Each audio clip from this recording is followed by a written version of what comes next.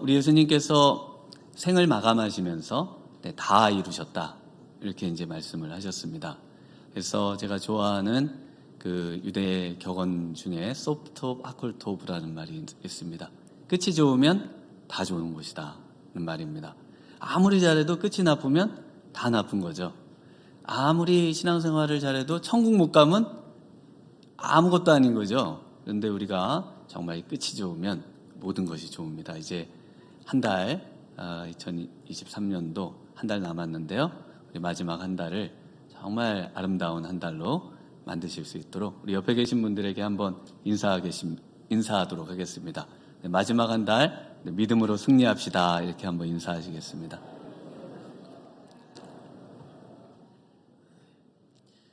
네, 이날 우리 예수님께서 이제 운명하시고 이제 그 다음 예수님의 그 시신 앞에 어떤 모습들을 반응들을 하고 있는지 지금 오늘 본문에 보여주고 있습니다. 이날은 31절에 보시면 준비일이다. 그래서 이날은 어떤 준비일일까요? 네, 6월절의 준비일이 되겠습니다. 그런데 이날은 안식일까지 겹쳐서 아주 큰 날이다 이렇게 말씀을 하고 있습니다. 그래서 우리 지난 주에도 보셨던 그 골고다, 골고다 안토니아 요새. 성전은 어디 있을까요? 성전은 저 안토니아 요새 오른쪽으로 있는 곳이 이제 성전이 되겠습니다. 그래서 이 준비일에는 뭘 하는가? 준비일에 뭘 준비하는가? 준비일의 가장 중요한 준비가 뭘까요? 바로 양을 준비하는 겁니다. 그래서 양을 이제 준비하고 그리고 그 양을 잡아서 6월절 양을 어린 양을 잡아서 이제 제사를 드리는 그런 절기가 6월절이 되겠습니다. 그래서 이제 그 예수님께서 그 십자가에 달려 계시는데 역시 그 6월절 양을 잡으면 이 토막을 내질 않습니다.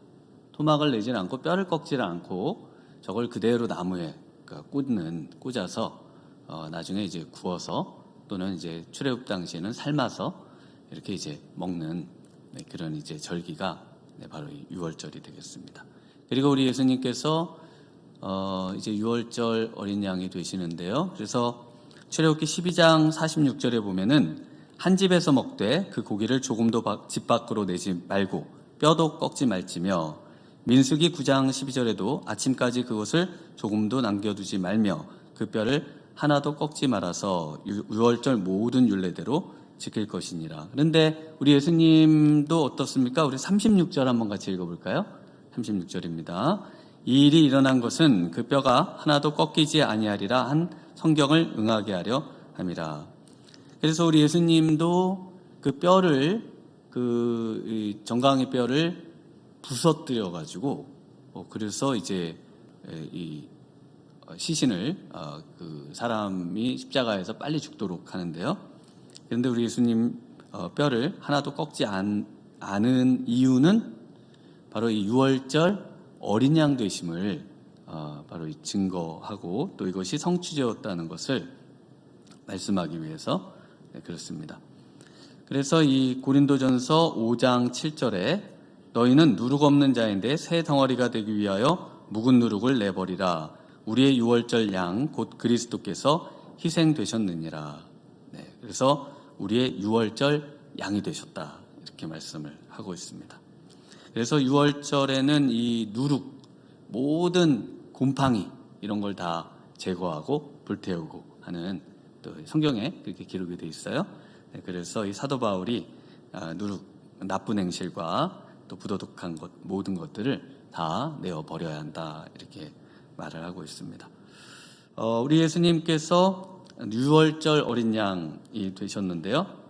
이 6월절 어린 양 6월이라는 말은 넘을 유자, 넘을 월자. 그래서 뭐가 넘어갈까요? 6월절에는 뭐가 넘어가는 절기일까요? 바로 죽음이 넘어가는 절기입니다. 뭐가 넘어가느냐? 6월에 하는 무슨 절기가 아니고 넘어간다는 절기예요. 그래서 이 넘어가는 것이 죽음이다. 죽음이 넘어간다. 라는 것입니다. 그래서 이때 제일 중요한 게 뭐냐면 죽음을 넘어가도록 하려면은 피를 이제 흘려서 그 피를 그 우슬초에 찍어서 이마에도 바르고요. 그 다음에 그 집에 문 임방과 이 설주에 발라서 죽음이 넘어가도록 합니다.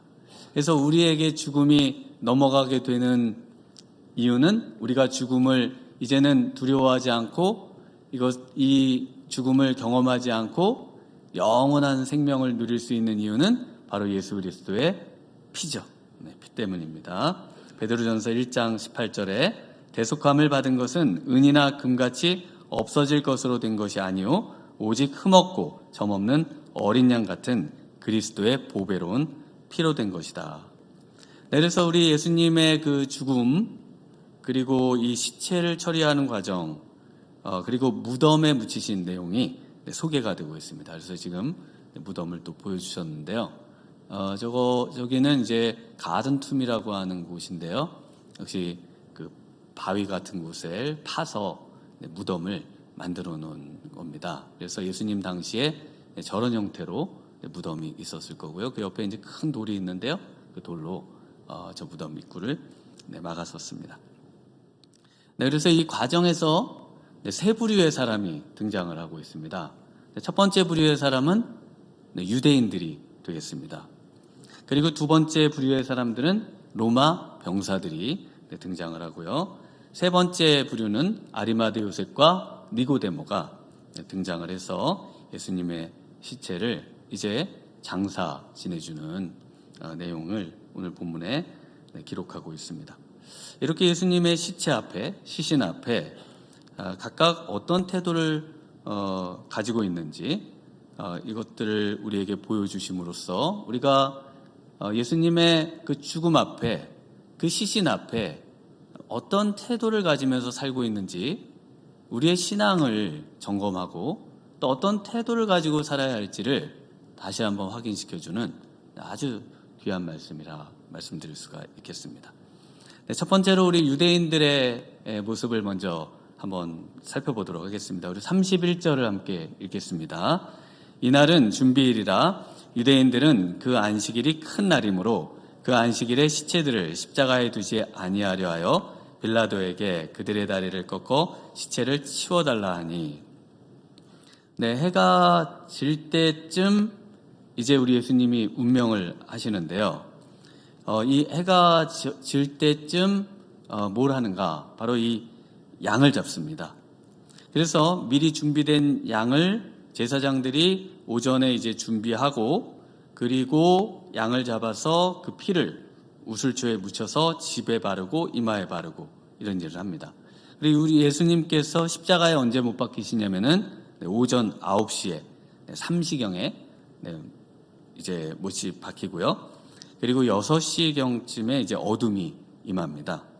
그리고 9시, 오후 3시경에 그리고 이제 운명을 하시게 되죠. 그래서 보통은 해가 좀 늦게 지기 때문에 좀 늦게 그 양을 잡아요. 그러니까 한 5시나 6시, 5시쯤 보통 잡습니다. 그때 그 날씨로 보면. 그런데 이날은 안식일이 겹쳐지는 날이기 때문에 조금 일찍 잡습니다. 그래서 안식일에 보통 한 3시쯤 이렇게 들어가거든요. 그래서 이때는 보통 한 3시경 이렇게 잡는데 예수님이 3시경에 운명을 하십니다. 이것도 정말 신기한 것 같아요. 그리고 난 다음에는 이제 그 가죽과 내장 등을 해체하고 고기를 그 양을 나무에 꿰더라고요. 그 나무에 꿰서 이제 그것을 잡아 이제 나중에 먹게 되는데 구워서 먹고 하는데요. 예수님이 십자가에 달려 있는 모습이 꼭 아까 보셨던 그 나무에 꽂혀 있는 양과 같이 그렇게 우리를 위해서 매달려 있는 그런 모습. 이것도 너무 참 신기했습니다. 그래서 이 가죽 뭐 이런 것들을 내장 다 태워서 드리고 이제 그 고기를 호일 같은 거에 싸서 불구덩이 같은 데 넣어서 밤늦게 먹습니다. 먹어요. 저도 좀 달라고 그러니까 안 줘요. 저도 양고기를 좋아하는데 안 줍니다. 네. 자기들만 먹어요. 네. 그래서 이 양이 죽을 때 어떻게 죽는가? 저는 양을 그때 이렇게 한 40여 마리를 이렇게 잡는데요. 그 사마리아 유월절에서 양 잡는 걸 보는데요. 양이 정말 뭐 아무 소리도 안 내고 그냥 이렇게 죽더라고요. 그래서 아니 어떻게 양이 그냥 이렇게 픽 죽을까? 뭐 좀 최후에 뭘 바라기라도 하든지 뭔가 뭐 눈물을 흘리든지 뭐 뭔가 좀 있어야 될 텐데 그냥 죽어요. 그래서 너무 신기했습니다. 우리 예수님이 이와 같았다는 말씀이 참 이해가 됐습니다. 이사야서 53장 7절에 마치 도수장으로 끌려가는 어린 양과 털 깎는 자 앞에서 잠잠한 양같이 그 입을 열지 아니하였도다. 그가 찔림은 우리의 허물 때문이요 그가 상함은 우리의 죄악 때문이라. 그가 징계를 받음으로 우리가 평화를 누리고 그가 채찍에 맞음으로 우리가 나음을 받았도다. 예수님께서 이렇게 정말 우리를 위해서 어린 양처럼 십자가상에서 단 7마디 말씀 외에 다른 말씀은 전혀 하지 않으시고 그리고 운명을 하셨습니다. 그런데 오늘 이 골고다에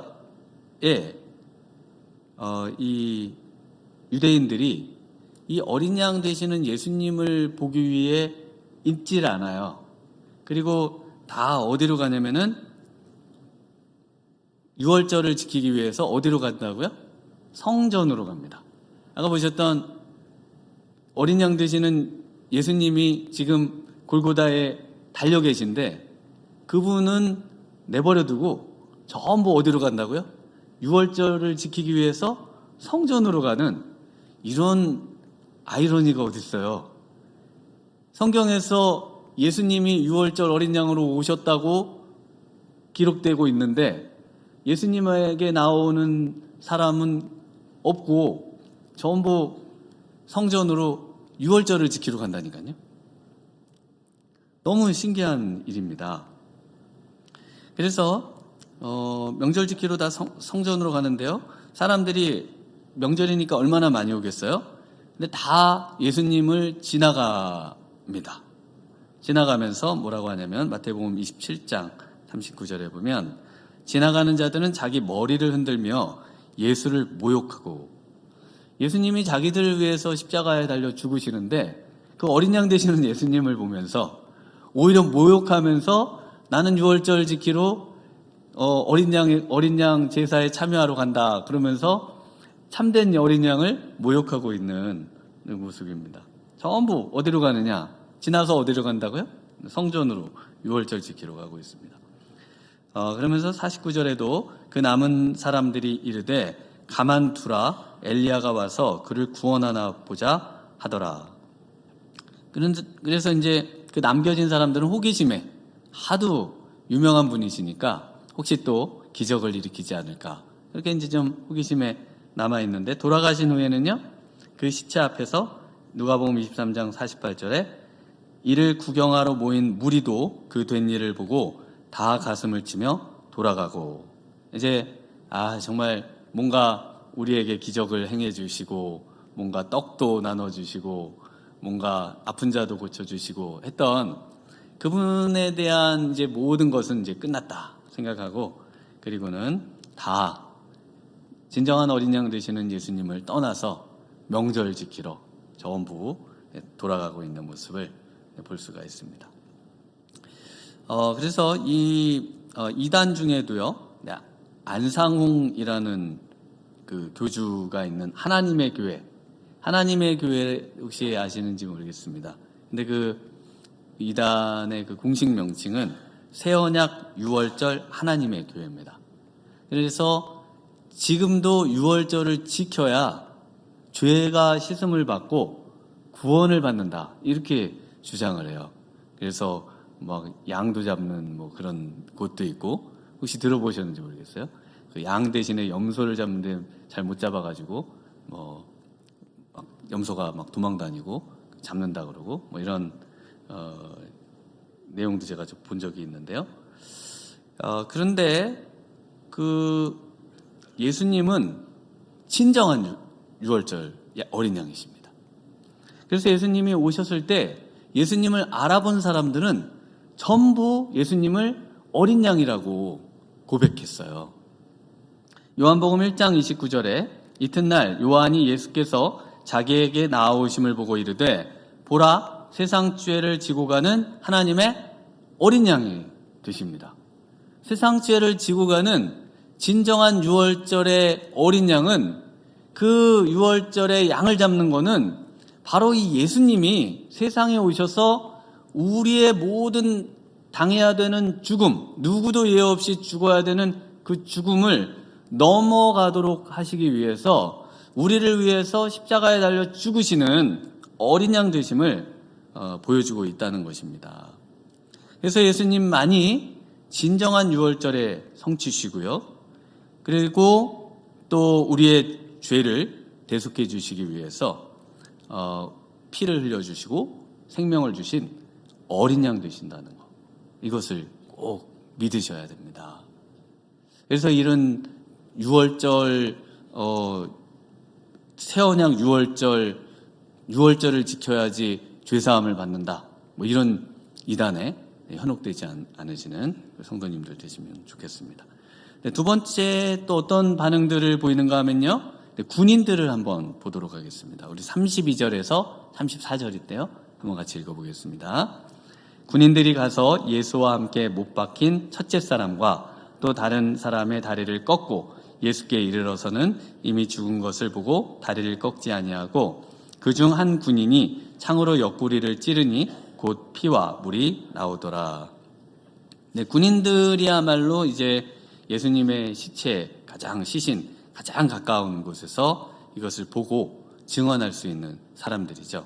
왜냐하면 직접 처형을 행했고 그 뒤에 이 시신을 처리하는 일이 바로 군인들이 해야 하는 일이었거든요. 다른 사람들은 가까이 가서 볼 수 없습니다. 그 멀리 서서는 볼 수 있어도 가까이서 볼 수는 없어요. 그래서 어디에 기록되어 있냐면 누가복음 23장 49절에 예수를 아는 자들과 갈릴리로부터 따라온 여자들도 다 멀리 서서 이 일을 보니라. 근데 멀리 서서 보게 되어 있고 그 근처에는 누구만요? 군인들만 가까운 곳에서 이제 그 처형을 하고 또 시신을 처리하는 그런 일을 하는 겁니다. 그래서 그 앞에서 일어나는 일들을 잘 몰라요. 잘 모르게 되어 있습니다. 그 앞에서 어떤 일들인지 정확하게 모릅니다. 그래서 로마 군인 중에 한 군인이 예수님의 다리는 안 부러뜨리고요, 안 부수고 창으로 옆구리를 찔렀죠. 그때 창으로 옆구리를 찔렀을 때 어떻게 됐어요? 피와 물이 나옵니다. 그래서 피와 물이 나오는 거는 누구만 볼 수 있어요? 바로 이 로마 군인들만, 또는 그 창으로 찌른 로마 병사만 알 수가 있습니다. 그래서 이 예수는 역사다라는 책을 쓴 스트로벨 목사님이 계신데요. 이분이 원래 무신론자입니다. 무신론자고 오히려 무신론자인데서 교회에 대해서 상당히 적대적인 분이셨습니다. 그래서 이분이 그 로스쿨을 나와서 시카고 트리뷴의 법률 전문 부장 저널리스트로 일을 오랫동안 하셨습니다. 그런데 아내 되는 분이 교회를 다니기를 시작해요. 그런데 교회를 다니면서 그 아내의 삶이 막 바뀌는 거를 이분이 봅니다. 그래서 안 되겠다. 저렇게 종교에 빠져가지고 저렇게 다니는 것이 못마땅하셔가지고 내가 이 기독교의 잘못된 점을 그동안 그 저널리스트로 이렇게 아주 꼼꼼한 조사하고 하는 그런 거를 발휘해가지고 한번 이 기독교의 허구를 만천하에 한번 드러내보겠다는 포부를 가지시고 그리고 이제 조사에 착수를 하셨습니다. 그리고 이제 실제로 또 이슬람이나 여러 군데에서 예수님이 죽은 게 아니라 기절했다 뭐 이런 이야기들도 있으니까 한번 이제 확인을 하셨죠.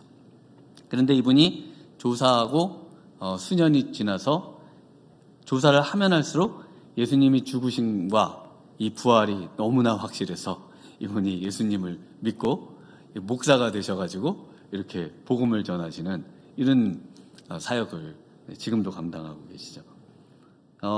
그래서 신화가 아니라 역사적 사실이라는 겁니다.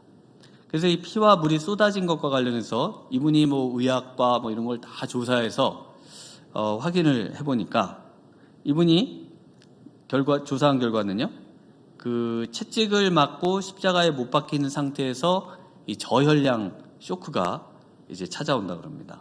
그러면서 심장 박동수는 지속적으로 빨라지면서 이 심장 주위에 그 막 조직의 액체가 고이고, 그래서 이것을 심낭 삼출이 일어나고, 그리고 폐 주위에도 액체가 고이고, 그래서 늑막 삼출이 또 일어난다고 그래요.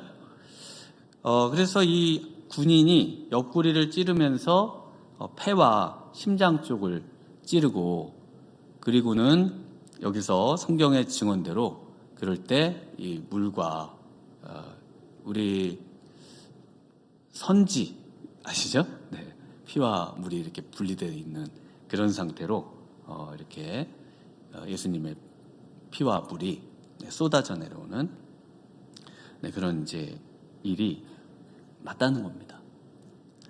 그래서 이 부활이라는 영화 2016년에 개봉한 영화에 제가 이제 보니까요. 거기에 보니까 이 클라비우스라고 하는 로마 병사가 군인이 등장하거든요.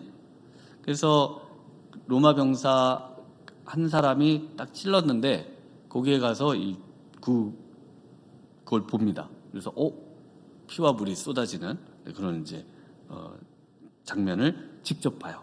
그래서 35절 이 부분을 제가 그 영화에서 보면서 35절을 우리 한번 같이 읽어볼까요? 35절 시작. 이를 본 자가 증언하였으니 그 증언이 참이라. 그가 자기의 말하는 것이 참인 줄 알고 너희로 믿게 하려 함이니라. 그래서 이거를 직접적으로 관찰하고 볼 수 있는 사람은 누구예요? 로마 군사예요. 그래서 로마 군사 중에 거기에 있던 한 사람이 그 장면을 보고 이거를 확실하게 증언을 하고, 그리고는 이것을 믿도록 하기 위해서, 우리에게 믿음을 갖도록 하기 위해서 확실하게 이것을 전달해주고 이것을 요한이 기록을 하고 있다는 겁니다. 그래서 그 영화에서는 이 클라비우스라고 하는 분이 호민관으로 나오는데요. 그래서 예수님의 시체가 없어졌다는 이제 그 이야기를 듣고 그 명령을 하달받아서 예수님의 시체를 전부 찾아다닙니다. 그래서 그 십자가에 못 박힌서 죽은 사람들의 모든 시신을 다 꺼내가지고 예수님의 시체가 어디에 있나 모든 무덤들을 막 다 찾아다니고, 그러다가 이분이 그 예수님, 부활하신 예수님을 만나요. 그리고 예수님의 승천까지 목격합니다. 그러면서 영화의 마지막에 자신의 어떤 그 신분을 상징하는 반지를 빼서 이제 탁자에 놓으면서 이제 영화가 끝나는데요. 그때 마지막에 뭐라고 하면서 끝나냐면, 내가 예전과는 같을 수 없다는 것은 확실하다. 예전과 같은 삶을 살 수는 이제는 없다는 것은 확실하다. 이러면서 영화가 이제 끝이 납니다. 근데 우리 그 예수님의 시신 앞에서 성경의 기록에는요, 뭐라고 되어 있냐면은 백부장, 로마 백부장이 나오는데, 백부장이 이 비슷한 말을 합니다. 뭐라고 하냐면 마가복음 15장 39절에 예수를 향하여 섰던 백부장이 그렇게 숨지심을 보고 이르되 이 사람은 진실로 하나님의 아들이었도다 라는 이 믿음의 고백을 하면서 끝나는 장면이 또 우리 성경에서 보실 수가 있습니다. 그래서 예수님의 시신 앞에서 그분을 알아본 사람, 또 진정 예수님이 어떠한 분인지를 깨달은 사람, 누구였어요? 바로 이 로마 백부장 군인으로 소개가 되고 있습니다. 이러면서 정말 예수님을 진정 이 시체 앞에서, 시신 앞에서 그 모든 것을 깨달은 사람, 그 모든 것을 우리 예수님을 알아본 사람은 뭐라고 고백할 수밖에 없느냐. 내가 예전과는 더 이상 같은 사람일 수는 없다. 내가 이것을 안 이상, 깨달은 이상, 확인한 이상 예전과 똑같은 삶을 산다는 것은 불가능하다. 불가능하다는 겁니다. 왜냐하면 이것을 깨달고 어떻게 같은 삶을 살 수 있는가? 라는 것입니다. 만약에 우리가 예수님을 정말 믿고 사는데 예전과 별로 달라진 것이 없고 뭐 큰 의미가 없는 것 같다라고 한다면은 우린 다시 이 십자가 앞에 예수님의 시신 앞에, 시체 앞에 서서 물어보아야 되는 겁니다. 그리고 그 앞에서 정말 나는 어떤 예수님의 그 시신을 대하고 있는지를 확인해 보셔야 된다는 것이죠. 예수님의 죽으심과 부활을 경험한 인생, 바로 새로운 피조물로 거듭난 인생이 되는 것입니다. 우리 세 번째로 우리 아리마대 요셉과 니고데모를 한번 보시겠습니다. 우리 38절, 39절을 함께 읽어보겠습니다. 아리마대 사람 요셉은 예수의 제자이나 유대인이 두려워 그것을 숨기더니 2일 후에 빌라도에게 예수의 시체를 가져가기를 구하매 빌라도가 허락하는지라. 이에 가서 예수의 시체를 가져가니라. 일찍이 예수께 밤에 찾아왔던 니고데모도 모략과 침향 섞은 것을 100리트라쯤 가지고 온지라. 네, 우리 십자가에 그 처형당한 다음에 시신을 어떻게 처리했을까요? 그 시신을 어떻게 처리하냐면, 보통 그냥 일반 처형을 당한 사람들은 그 시신이 가족이나 친족에게 이렇게 넘겨져서 그래서 이제 장례를 치르게 되는데, 십자가형을 당한 시신은 예외였습니다. 왜냐하면 십자가형은 극악무도한 죄인이거나 반역죄이거나 그런 죄잖아요. 그래서 이 십자가의 그 시신은 달아둬서 새가, 독수리나 이런 새가 와서 그 시신을 뜯어먹게 했습니다. 그게 이제 보통 일반적인 관례예요.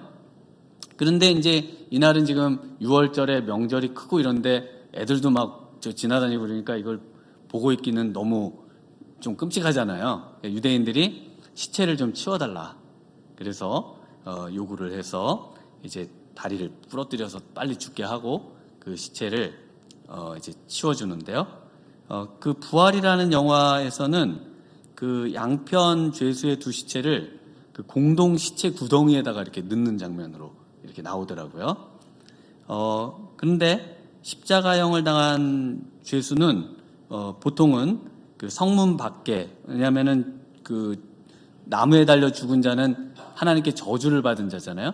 그래서 조상묘에 못 묻히고 가족묘에 못 묻히고 이 성문 밖에 그 죄수들을 위한 그 매장지 거기에다가 이렇게 안치를 하거나 거기에 그냥 놓는, 그렇게 이제 장례를 하는 그런 이제 풍습이 있었습니다.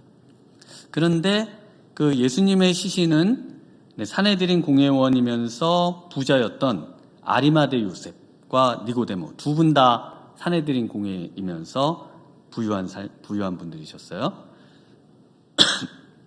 유대 지도자들이죠. 네, 근데 이분들이 어떻게 이런 일을 했을까 보면요.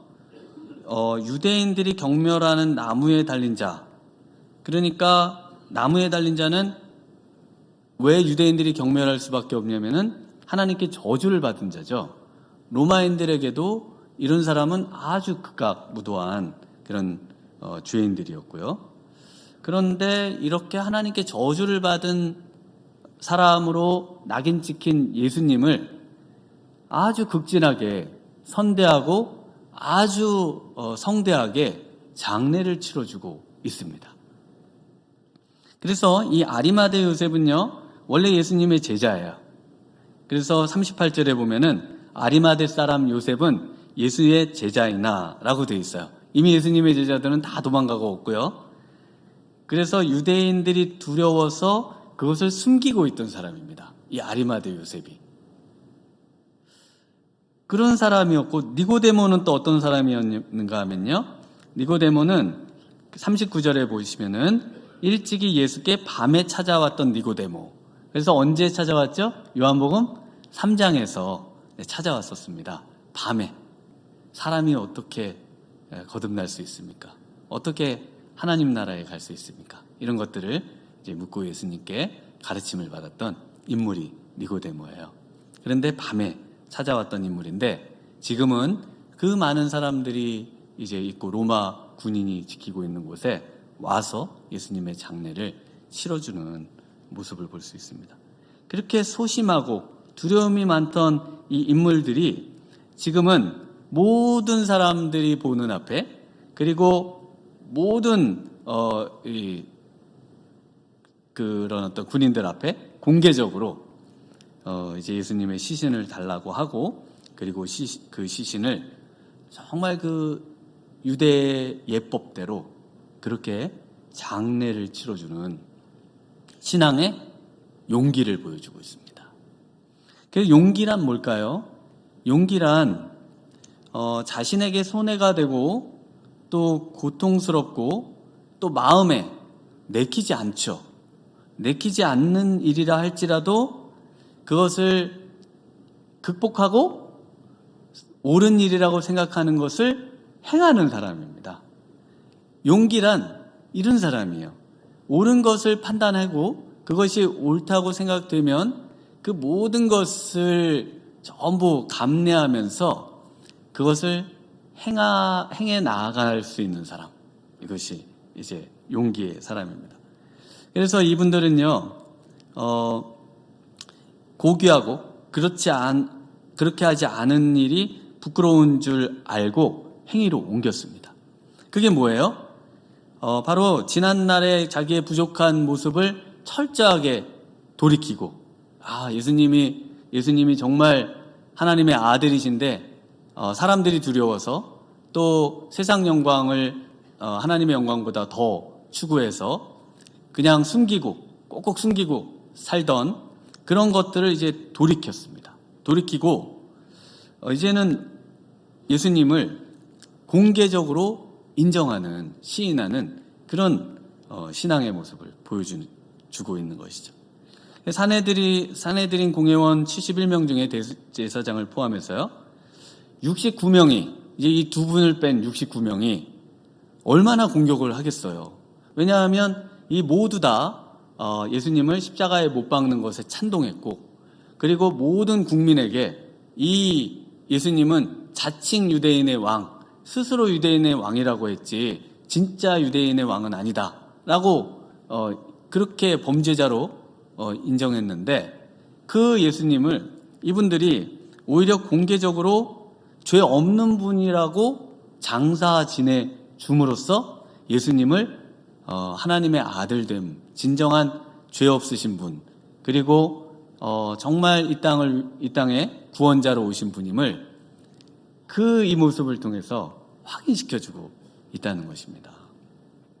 그래서 여기 보면요, 그 100리트라라고 하는 향품을 이제 니고데모가 가져오지 않습니까? 이 1리트라가 이 300g입니다. 그러니까 100리트라면은 약 30kg가 돼요. 30kg. 30kg가 되는 어마어마한 양의 향품을 가져와서 예수님을 장례를 해주고 있어요. 근데 그럼 이렇게 많은 향품을 가져오느냐? 예수님 이후에 이제 그 가말리알 1세라고 하는 분의 그 랍비, 아주 유명한 랍비인데요. 이 랍빈의 장례에 뭐라고 기록되어 있냐면은 이 향품이 36kg의 향을 써서 이 랍비를 장례시켜줬다는 그 기록이 나옵니다. 그러니까 이 예수님의 이 장례에 거의 그의 버금가는 정말 성대한 장례를 이 두 분이 치러준 거예요. 그래서 이 40절에도 우리 40절에도 한번 보시면요, 40절에도 어떤 예법으로요? 유대인의 관례대로, 유대인의 예법대로 그대로 다 장례를 치러줬습니다. 그러니까 예수님이 죄인이라는 거예요? 죄인이 아니라는 거예요? 죄인이 아니라는 겁니다. 하나님께 저주받은 사람이 아니라는 거예요. 이분은 정말 하나님의 아들이라는 겁니다. 그러면서 새무덤, 새무덤을 또 이용을 했지 않습니까? 이 새무덤, 거기에는 동산이 있고, 그러니까 그 채석장 한편에 그 가장 좋은 땅을 가지고 있던 이 아리마대 요셉이 그곳에 예수님을 안치했습니다. 왜 거기에 안치했을까요? 거기에 안치한 이유도 나와요. 예수님이 저주받은 분이라서 거기에 안치한 게 아니라 42절을 한번 같이 읽어보겠습니다. 42절 시작. 이날은 유대인의 준비일이요 또 무덤이 가까운 고로 예수를 거기 두니라. 그래서 무덤이 가깝죠. 그리고 유대인의 준비일인데 이날이 안식일이잖아요. 그러니까 어디 멀리를 못 가는 거예요. 멀리를 못 가고 예수님을 거기에 가까운 곳에 가장 좋은 곳에 묻은 겁니다. 거기에 장례를 거기서 치른 것이지, 예수님은 죄인이라는 것을 인정했고 그래서 성 밖에 그 골고다에 예수님을 장례한 것은 아니라는 것을 명확하게 이렇게 기록을 해주고 있습니다. 그래서 예수님의 시체 앞에서 정말 우리의 어떤 신앙을 다시 한번 돌아보셔야 됩니다. 내가 하고 싶은 건 하고 내가 하기 싫은 건 안 하는 게 신앙이 아닙니다. 내가 하기 싫어도 정말 우리 예수님이 원하시는 거거나 성경에서 요구하는 것이거나 정말 이것이 옳은 일이라면은 그것을 감내하면서 정말 믿음으로 그걸 감당하는 것이 신앙인 것이지, 정말 나의 어떤 유익을 추구하고 그래서 세상이 두려워서 나의 그 기도하는 또 신앙생활하는 것들을 숨기고 이랬던 신앙이었다면은 정말 이 아리마대 요셉과 니고데모의 이 모습을 보면서요, 우리가 다시 한번 우리의 신앙을 정말 하나님 앞에 또 모든 사람 앞에 공개적으로 이제 시인하고, 그래서 제가 최근에 기침을 많이 해가지고 그 병원을 이제 갔습니다. 가서 첫 마디가 뭐냐? 저는 목사입니다. 목을 써야 되는데 기침이 나면 안 되니까 잘 치료해 주세요. 그랬더니 이분이 이렇게 하시다가 갑자기 저를 정면으로 보시더니 한 30분 이상을 그 막 설명을 해주시고 또 진단을 해주시고 확실하게 치료해 주시겠다고. 제가 첫 마디가 뭐라고요? 저는 목사입니다. 이걸 제가 첫 마디로. 왜냐? 이거 기침 나고 이러면 우리 성도님들이 너무 걱정하시고, 그래서 제가 전 목사입니다. 고쳐주세요. 이렇게 이제 부탁을 했던 기억이 있습니다. 우리 사도 바울이요, 공개적으로 이렇게 말합니다. 갈라디아서 6장 14절에 그러나 내게는 우리 주 예수 그리스도의 십자가 외에 결코 자랑할 것이 없으니, 우리 예수님의 십자가 외에는 내가 이제 자랑할 게 없다. 나는 예수님의 시체를 자랑한다. 예수님이 나를 위해 죽으신 것을 나는 자랑한다. 이제 나는 이것만을 증거하면서 사는 인생이다. 정말 나는 나에게 뭐 자랑할 거 있냐고 물어보면 난 이것만 자랑하겠다. 여러분 정말 이것만, 예수님이 나를 위해 죽으신 것만 자랑하면서 사실 수 있으세요? 정말 확실히 이런 믿음이 있으십니까? 정말 예수님이 나의 유월절 어린 양이 되시고 이 예수님 때문에 나는 죽음에서 그리고 이 모든 속박에서 정말 이제 해방돼서 이제 하나님을 자유롭게 섬기고 우리 하나님이 허락하시는 그 모든 혜택을, 은택을 누리면서 사는 인생이다 라고 고백하실 수 있으십니까? 정말 이런 고백이 저와 여러분의 고백이 되었으면 좋겠습니다. 그래서 정말 남은 생에, 남은 한 해 십자가만을 붙들고 우리 승리하시는 우리 복된 성도님들 되시기를 주님의 이름으로 축원합니다. 기도하시겠습니다. 하나님 아버지 감사합니다. 하나님, 오늘 이 아침 정말 우리 예수님의 시신 앞에, 시체 앞에 나는 어떤 모습을 가지고 있는지 하나님 돌아보게 하여 주시옵소서. 정말 우리 예수님의 그 죽으심을 직접 자세히 들여다본 결과 이제는 예수님을 믿지 않고는 살 수 없었던 로마의 한 군인처럼 또 백부장처럼 정말 우리 예수님을 증거하는 인생이 되게 도와 주시옵시고, 또 하나님 아리마대 요셉과 니고데모처럼 이제는 정말 움츠리는 마음이 아니라 두려워하는 마음이 아니라 능력과 사랑과 근신의 마음을 가지고 우리 예수님을 공개적으로 시인하고 용기를 가지고 십자가를 든든히 붙잡고 십자가만 자랑하는 그런 복된 인생 되도록 이끌어 주시기를 소망하오며 예수님 이름으로 기도하옵나이다. 아멘.